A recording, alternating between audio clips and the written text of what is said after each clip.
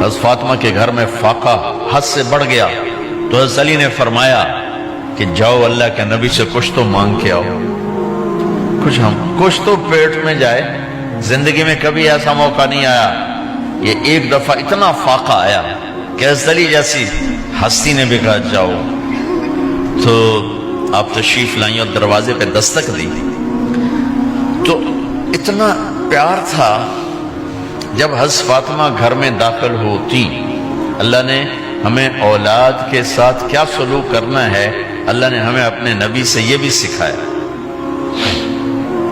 حضرت فاطمہ جب بھی گھر میں آتی، اور ساتھ ہی تو گھر تھا، دیوار سے دیوار ملی تھی، روز کا آنا جانا تھا، تو میرے نبی بیٹھے نہیں رہتے تھے، آؤ فاطمہ کیا حال ہے، کھڑے ہو جاتے اور تیزی سے آگے بڑھتے، دروازے پر ہی حضرت فاطمہ کا ہاتھ پکڑ لیتے، ہاتھ کا بوسہ لیتے، بوسہ لے کر ہاتھ پکڑے پکڑے بیٹی کو چارپائی پہ پہلے بٹھاتے، اس کے بعد خود بیٹھتے تھے۔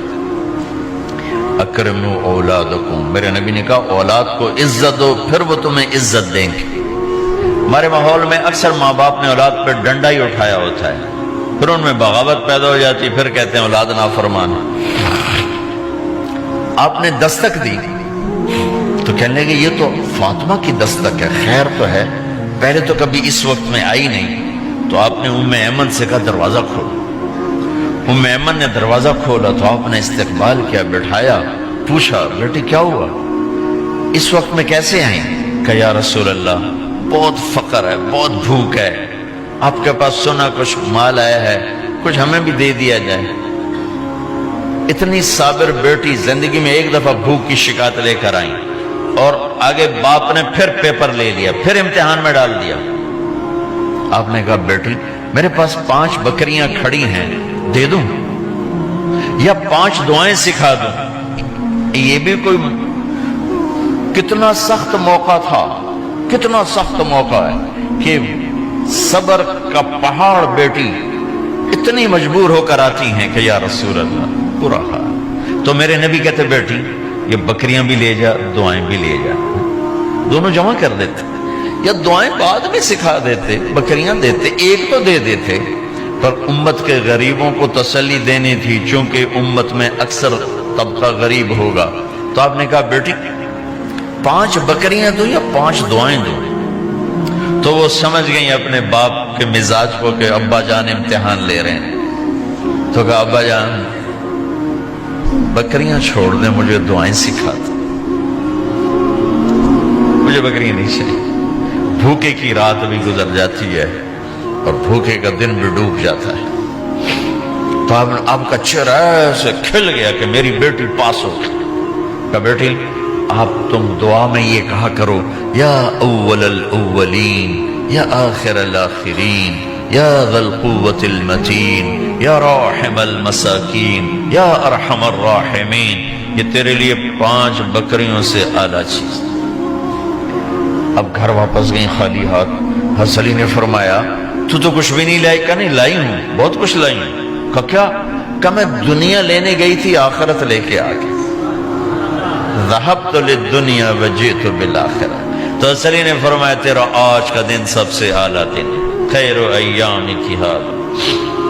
داماد کا امتحان لے لیا، حضرت علی کو بلا لیا، علی 5000 بکریاں دو کہ 5 دعائیں دوں؟ اس وہاں تو 5 بکریاں، اب 5000 کر دیں۔ علی 5000 بکریاں لیتے ہو یا 5 دعائیں لیتے ہو؟ تو بھی سمجھ گئے کہ آج میرا محبوب مجھ سے امتحان لے رہا ہے کہ علی کتنا کو مضبوط ہے اپنے ایمان میں۔ اور فاقے میں نے بتا دی کیا گزر رہے ہیں۔ آدمی اپنی بھوک سہ لیتا ہے، اولاد کا رونا برداشت نہیں ہوتا ہے۔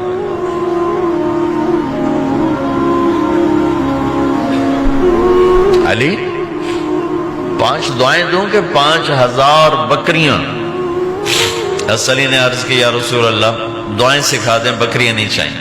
میرا نبی کا چہرہ کھل گیا کہ میرا داماد بھی پاس ہو گیا۔ علی تو یہ دعا مانگا کر روزانہ، اللہم اغفر لی ذنبی ووسع لی خلقی وبارک لی فی رزقی وقنعنی بما رزقتنی ولا تذهب قلبی الی شیء صرفتہ عنی۔ یہ 5 دعائیں تو مانگا کر، 5000 بکریوں سے زیادہ ہے۔ اللہم اغفر لی ذنبی، اللہ میرا گناہ معاف کر، وسع لی خلقی، میرے اخلاق عالی شان کر، بارک لی فی رزقی، میرے رزق میں برکت دے، قننی بما رزقتنی، مجھے لالچ سے نکال دے، مجھے لالچی نہ بنا، مجھے حریص نہ بنا، ولا تذهب قلبی الی شیء صرفتہ عنی، جو تو نے مجھے دیا نہیں اس کی میرے اندر سے طلب بھی ختم کر دے، مجھے اس کا طلبگار بھی نہ بنا، کہ یہ 5000 بکریوں سے زیادہ ہے۔ بس فاطمہ رضی اللہ تعالیٰ عنہ سے ملنے گئے، کہا بیٹی میں اندر آ جاؤں، میرے ساتھ عمران بھی ہیں، ایک صحابی تھے عرب سردار، میرے ساتھ عمران بھی ہیں۔ کہا ابا جان میرے گھر میں اتنی چادر نہیں کہ اپنے آپ کو چھپا سکوں، پردہ کرنے کے لیے میرے پاس چادر کوئی نہیں، تو آپ نے اپنی چادر اندر دے دی، کہا اس سے پردہ کر لیں، تو لپیٹ لی۔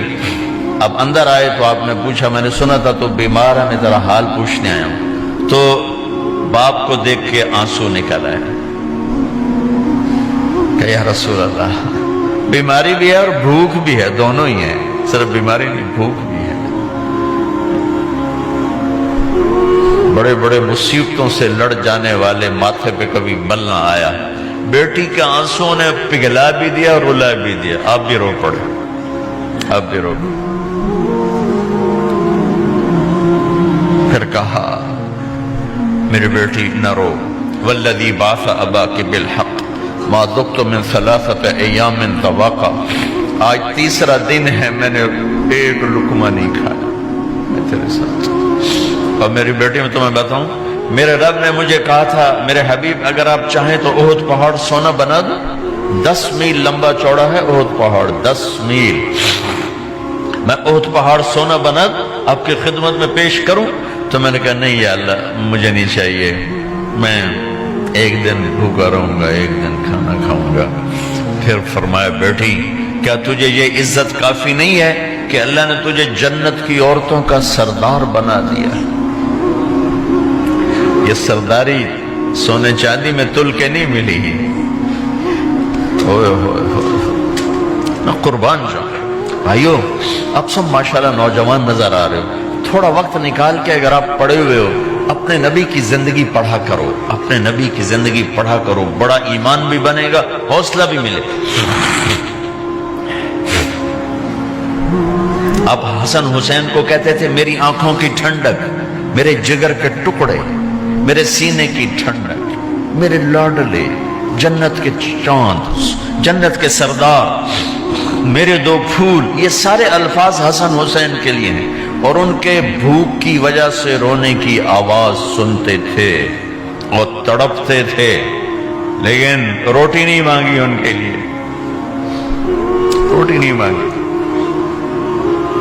کہ اپنی امت کے غریبوں کو تسلی دینی تھی کہ اگر میں فقیر بن کے جا رہا ہوں تو تمہارے اوپر بھی امتحان ہے، چند دن برداشت کرو۔